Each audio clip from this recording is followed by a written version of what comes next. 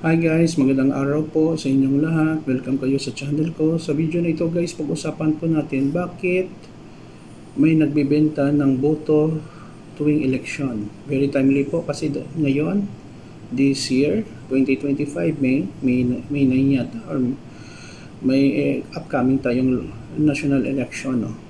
Before tayo guys magsimula, magpapasalamat muna po ako sa mga viewers, silent viewers, and supporters sa channel ko. Maraming salamat po sa inyong walang sawang panonood sa aking mga videos. Kung bago lang kayo sa channel ko at gusto nyo ang video na ito, paki-like lang po, share, and huwag kalimutan mag-subscribe. Ito po ay personal kong pananaw guys ha. So kung meron kayo, pakilagay lang po sa comment section natin. Bakit may nagbebenta ng boto tuwing eleksyon? Very simple lang po ang tanong, pera. Kung walang bumibili ng boto, walang ding magbebenta ng boto. Dito sa Pilipinas, napakahirap po kung you are planning to become a politician. Bakit? Dapat kilala ka.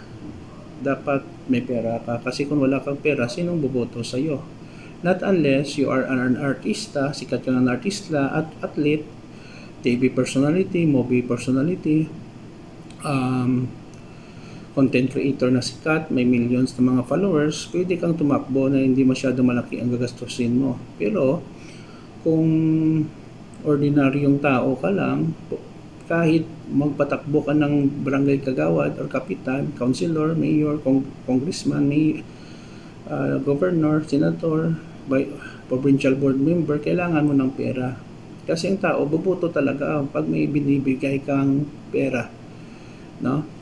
Kahit maliit yan or malaki, basta pera, ang tao talaga most likely bobotohin ka. Sabihin daw nila, okay, tanggapin mo lang ang pera pero huwag mo siyang bobotohin.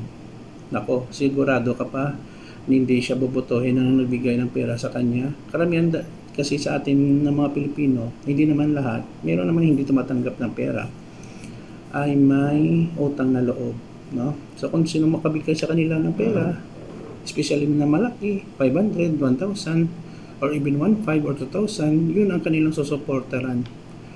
No? Yun ang pinaka real talk no dito sa politika sa Pilipinas. That's why kung makaupo na sila sa posisyon, nanalo na sila, what to expect? They will do corruption kasi babawiin nila ang nagastos nila doon. Hindi yun free ha.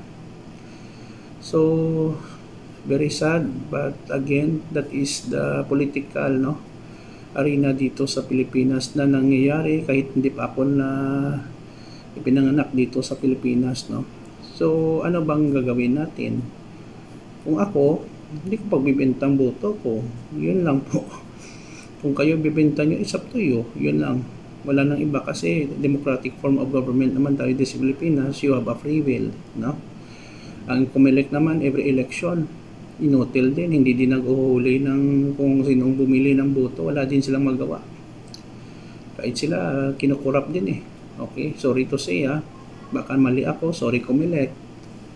Pero ganun talaga eh, ang kalakaran dito sa Pilipinas. So yun lang po guys, no? Sana po vote wisely this coming May election and piliin natin ang politician na may magandang record. No? Thank you so much for watching. Please like, share, and don't forget to subscribe kung bago lang kayo sa channel ko. Kita-kita po tayo sa susunod na video guys. Dito naman po ang kaibigan niyo si Jake. Paalam guys. Salamat.